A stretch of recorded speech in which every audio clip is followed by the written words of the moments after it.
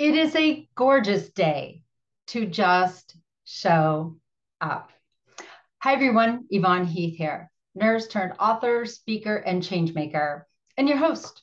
Welcome to Navigating Grief with Heart and Humor, where we talk about, plan, and prepare for grief transitions, end of life, all the messiness in between, long before it arrives, and diffuse the fear so we can live fully now. Most often, we've been in the deep trenches of grief or crisis and realized how ill prepared we were. And we want to do it differently. And that can start today. It starts with you and it starts with me. And so I am so honored to spend this time with you.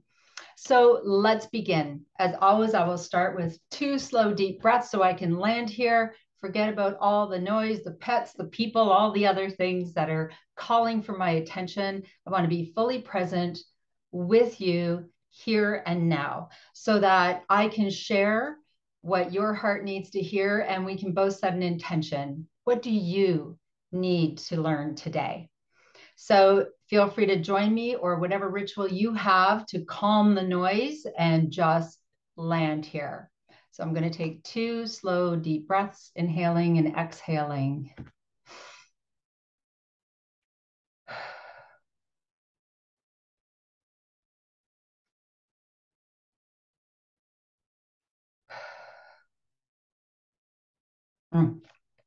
Always feels so good.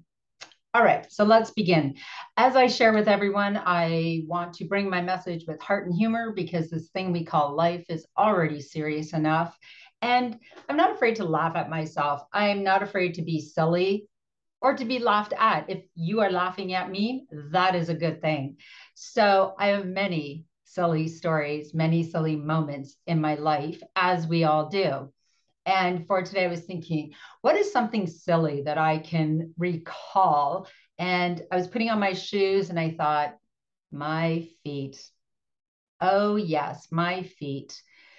I have size 10 feet, 10, probably even 10 and a half, because for some reason, as you get older, apparently your feet get bigger. I don't even know. And I recall when I was in high school, I always felt like I was so much bigger, taller than everyone else. I carried, I worried about my weight and my height and then my size 10 feet. I used to go to the beach and I would wear running shoes because I didn't want anyone to see how big my toes were. Isn't that so sad? And I just think, oh, ridiculous. Or if I had bare feet, I would hide my toes in the sand so no one could see them. Well, let me tell you, it is pretty freeing. Right now, I will show my toes and wear open heel or open toed shoes anywhere. And I'm not going to lie, I will never be a foot model. My toes are, they kind of point in different directions. I've broken a couple of them. They're all crooked and gnarly. And I don't care. I proudly display my size 10 and a half feet and my crooked toes because I am flawed and imperfectly perfect. And so are you. And I bet you there's things about your body, there are no exchanges, right? We can do the best we can with our body. And whatever we've been given is what we should be proud of. We can be proud of. So I wonder what you've been hiding. And maybe it's time to show your size 10 and a half feet or whatever it may be that you've been secretly hiding. Anyways, that's my fun fact for today. And this is also confession day, confession of a crazy maker, me. It's funny when I say that because, when we talk about grief and end of life, if we want to die peacefully, it starts with living peacefully. And we are a society of crazy makers. We're always talking about, oh, I'm so busy and there's so much to do and I can't keep up. And it's a yes, and yes, absolutely. It's a beautiful life where there's so many choices. And when people say you can have it all and do it all, that is absolutely false. That's just crazy making in itself. Of course, we can't do everything and be everything that maybe we think we would love to be. I mean, isn't that a little unrealistic? And yet we continue to strive to do more, be more, have more, give more all the time. And along the way, we crazy make. Elephant in the room. You might do it too. I'm sure you do. All the little things that we do to rob ourselves of our joy, to say, oh my gosh, goodness, I'm so busy, I just can't keep up. And now I'm going to invite you to reframe and change that language. We talk about all the time how busy we are. And if you are too busy, what can you do to change that? And of course, there are times in our lives that are busier than others. When you have a newborn, when you've moved somewhere, when you're taking care of a sick loved one, there are times where, and the whole balance thing, right? Work-life balance. Sorry, but that's also a little unrealistic. When you are in university and you're studying for exams, there's no balance in that. There's times that are, yes, there's so much right now. Yes, and there are also things that we can do along the way to alleviate the excessive suffering or the crazy making that we create. So I will give you a few examples of my own as I thought, okay, well, what do I do? And I catch myself and then I try to improve it. And sometimes it takes a really long time. And I think, why didn't I do that a long time ago? And so I also then acknowledge my feelings of disappointment in myself and then say, now what? Now, how can I do it differently? Okay. One thing I do, and I've been doing it for years, and to be honest, TBH, as my children say, I still haven't quite mastered it. And that is food prep. Preparing for dinner every night. And, I'm not the only one that has to cook. I'm not June Cleaver from the 1950s. However, I am home. I am working from home. My husband, Jordy, works 12-hour days or nights as a paramedic. The kids are in school, Jade and Tanner, and they also have jobs and swimming and all kinds of things. So when they're home, yes, they can help. And I'm home. So it makes sense that, I would have dinner prepared, and yet more often than not, it's dinner time. Then I'm like, oh my goodness, oh, dinner. And what should we have? What do we have? And I'm rushing around and crazy making. Because for the most part, we eat dinner every night. And why do I crazy make and wait for the last minute and then get all stressed out about it? It's kind of silly. And I'm still working on it. The truth is, for me, one of the things is for me, when our children leave, Jordy and I will probably have salads and grays and cheese and crackers and to make big meals and sit at big meals. It's just not something that I like to do or is important to me. We've both worked shift work in our lives. And to be honest, again, TBH, dinner really should probably not be the biggest meal of the day. And yet we also do that in our society because as your evening progresses, you're less and less active. So a light dinner is better. And yet I still can't quite get it together. So still working on that. And it is crazy making. All right. Number 2, keeping the things in our lives that we don't like, or there's something that bothers us and we wait forever to change it. Let me explain. And I've just started to change this as well. How many of us have those things in our lives? I don't know. Aunt Gertrude gave us this lamp and we look at the lamp every day and say, oh, I really don't love that lamp. Or a sweater that someone gave you and you keep it in your drawer and you never wear it. And yet you keep it in there. And every time you look at it, it kind of bugs you. It's like, oh, I will never wear that, but I can't give it away because somebody gave it to me. I believe that's also a little bit of crazy making because here's the thing. If there are things in our house, in our home, whatever that people gave us, and it's just not something that we enjoy, we're not honoring those who gave it to us by keeping it and keeping it in a drawer and never wearing it.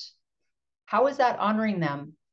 Wouldn't it be better to move it, pay it forward, give it to someone who would appreciate it. I remember one perfect example. Our Nana had this necklace and it was gold. I do not wear gold. And she tried to give it to me. And at first I was, oh, well, thank you. And then I said, no, thank you, Nana. I appreciate it. I don't wear gold. So she ended up giving it to a friend of her daughter's who absolutely fell in love with that. Now, doesn't that make more sense? So that ugly lamp, just kidding, that lamp you have in your house that you don't love, give it to somebody else who might love it. And that's a wonderful way to honor the person who gave it to you. Or that sweater, give it to somebody who is going to love it. I just started digging through some of the things. We all have these big boxes, these memory boxes, and there were so many things in there, necklaces that I will never ever wear, my children will not want, and there they sit all full of dust. Why are we keeping those when my children will not want them either? So I am choosing to pay them forward to people who will enjoy them. And if there is something in my house that I don't love, I'm going to change it. In our last house, we had in our dining room, there was this light and I did not like it at all. And every time I looked at it, I thought, oh, I really don't like that ugly light. And it stayed there for 7 years. Crazy making. So isn't that something to think about? Because again, living the heck out of this life now, no matter how long it is, and creating as much joy as possible, wouldn't it be more joyful to surround yourself with stuff that you love and pay it forward to others, the things that perhaps don't resonate with you, you no longer need or you will not wear? Something to think about. And I'm working on that too, right? We can work on it together. Okay, number 3. And here is something that we are all, I won't say all, many of us are guilty of. I did this for years and I've actually resolved this one. I no longer do this. I remember how many times I used to say, oh, I need to exercise today. I have to go to the gym. I have to exercise. And I would churn about it all day. Oh, God, I don't really want to go to the gym after work or school or whatever, but I should. And then school would come and it would be over. And then I'd get myself all busy doing a whole bunch of other things and I wouldn't go. I wouldn't exercise. I wouldn't go to the gym. And then I would say, then I beat myself up about it. And oh my goodness, I can't believe I didn't go again. This is awful. I did this for years. Did you ever do that to yourself? Really? I know. You can say no, but I know that you're nodding yes. So here's the thing. Let's make a decision about it. If you don't love working out at the gym, find something else to do. If you're going to tell yourself you're going to work out 5 days a week and it never happens, aim for 2. Aim for a walk, a 15-minute walk, and lean into it. Go from there.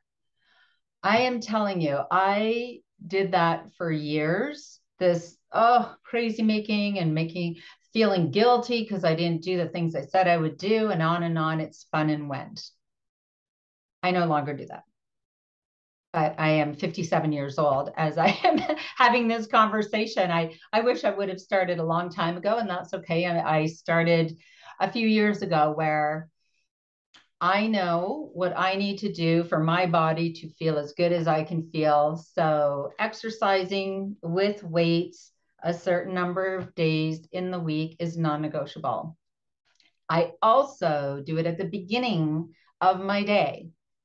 I get up early. I do it even before my children get up. So then I don't churn about it all day long. Oh, I have to make sure I go exercise. I just get it done because I know what is going to help me feel my very best. And I love being the best version of myself and being a great example. And I'm sorry, ladies, so many women are absolutely guilty of this. We're always beating ourselves up and, I should be doing all these things. Let's make a decision. Know what you need. Know what the best time of day for you is. And make it non-negotiable. and start with a realistic expectation and lean into it. Isn't that a much better way to live your life to the fullest, starting right now? Something to think about. And I'm happy to chat about it anytime. And again, I promise you, I did it for years and I just finally stopped doing that to myself. And I feel really good and I feel really proud. I'm not always perfect. And there are times I miss and I say, whoops, let's get back to that, because I know if I don't do this, I do not feel the best that I can feel, right? We have a choice. We have the choice. We are in charge of our happiness. We are in charge of our lives. We are in charge of how we take good care of ourselves, how we just show up for ourselves first or not. No one else can do that for us. Again, a little tough love. Okay, let's see. Another one, number 4. Something I also do. I am so grateful for Zoom and for emails, and yet I become overwhelmed. And when I look at the inbox of emails and there's so many, I become paralyzed with, oh my goodness, there's too many. I can't keep up. So now, and again, this is still, I'm a work in progress. We all are, right to the end of our lives. And that's okay. Instead of looking, because I know what I do, I freeze, paralyze, and walk away and avoid, right? As many of us often do. Oops, I just got all, hang on now, I'm all blurry because I'm because I'm so excited about this. There we go. I will avoid, and I know that about myself, right? I will avoid it. And so now I've chosen to, okay, I'm going to delegate this time in the morning, 30 minutes right after I work out, get a coffee, and I will go through emails. And also, when I go through, and there are many in my inbox that random people have sent to me that I don't know, and often they start with, Dear Dr. Yvonne Heath. Well, I already know that I'm not a doctor. So I don't need that email, because so I delete, and I will start to take the time to block. If there are things I'm no longer interested in, I will take the time to delete and unsubscribe. I used to just let all of these things sit in my inbox and it would be so overwhelming. And instead, now I'm going to carve out the time to do the things I need to do, because in that sea of useless emails, there's some important emails. And I do get frustrated because who are all these random people emailing me? And I can only do what I can do. So now I just take that time, I accept that, and I block or delete or unsubscribe. And yes, that's still a work in progress for sure. When I think about that, right, instead of every day looking and just feeling overwhelmed and not taking those little extra steps in all the things I shared, we are truly adding to our busyness. We are truly robbing ourselves of joy, of creating space for ourselves, right? And again, these are little steps because it's about living life to the fullest now, right? No one can do that for us. And the last thing I'll share, and I've done it again my whole life, my list of things to do. I would write a list. People used to make fun of me, my do, call, buy list, the things I need to do, the people I need to call, and what I need to buy. And I would continuously write down this gigantic, unrealistic list, right? All the things I was going to, I'm going to get all these things done today. And it was so unrealistic. And I could never get all that done, because the truth is, things often take more time than we anticipate, right? And we can't anticipate the interruptions during our day, or people calling, people just showing up, whatever else is going to call for our attention. So to always have this great big long list, and then you look at the end of the day and, oh gosh, I can't believe I didn't get all this stuff done. Then I would just add it all to the next day's list with the things I need to do that day, and it would be even longer, and then I couldn't get it all done, and it was crazy making, and I would be upset with myself. Still working on this, and now I prioritize. There are 3 priorities. These are the things I need to do. I do 3 things personally, 3 things professionally, and then there's the other things that can wait. So the things that we need to either do, and if it takes 2 minutes, PS, do it right away. Don't put it on your list. That's a great thing I also learned. Oh, I need to do this, this, and this. If it's only going to take you a moment, do it right away. So things we need to do in all of this, think of these things. Do, what can we delete? What is not a priority? Because no, we can't do everything. We can't. What can we delay? What can we do another day, another month, another whatever? And what can we delegate? Always asking for help, right? And again, there may be a lot of little things in your life that, oh, I mean, that's not a priority to, to change that lamp, to give this to someone else, to do these things. However, all of those little annoyances add up. They take away our time and our thoughts. And every time I looked at that light, said, oh, I really don't like this light. That was my thought every single day for 7 years. Come on. So there you have it. Those are the confessions of a crazy maker. And again, have fun with it. Laugh at yourself along the way. There's so many things that something bothered me for so long. And then I finally took the time to take care of it. And it took less than 10 minutes. And I think, oh my goodness, why did that take so long? Or even with food prep, I don't know what to make. Oh my goodness. Or I want to try this recipe and I never do. And then I finally do. And it took 10 minutes and it was great. I've done all these things, that imperfect, flawed humanness. And I invite you to do a mental, physical, emotional check-in. Check-in in your house. What are the little things that are bothering me that I can either do, delay, delete, delegate, something, take care of right away? What are the things that I can create more space mentally, physically, emotionally? And how can I start living my life even more joyfully right now? And I promise you, taking care of these little things, ooh, it's so exciting to get it done. And it adds to your joy, I promise you. As I'm digging all of this stuff out and knowing that I'm giving things to people who will appreciate it more than I do, feels so good. So I would love to hear any of your stories, your crazy making, the things that you're still working on, the things that you have achieved, right? That you're like, yeah, I've got that. And all the little things that maybe you didn't even realize were taking away your attention, were bothering you because it was just like this little voice in the background.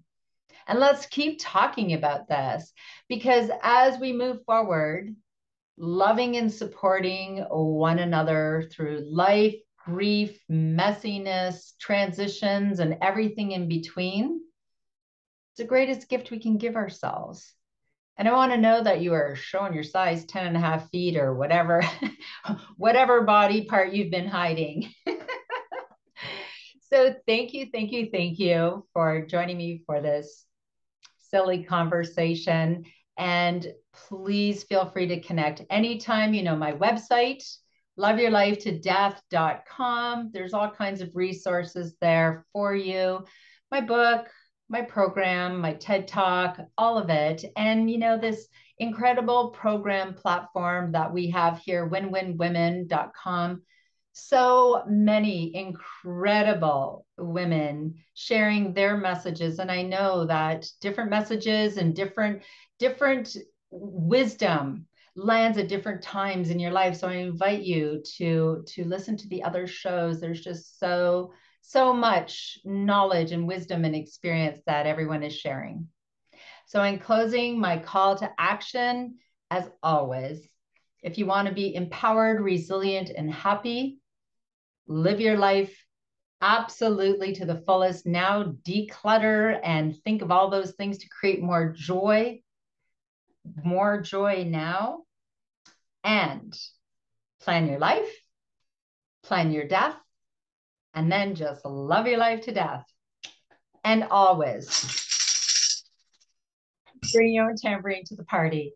Thanks so much. We'll see you next week for another episode, and enjoy that decluttering mentally, physically, and emotionally. Namaste, my friends. Bye for now.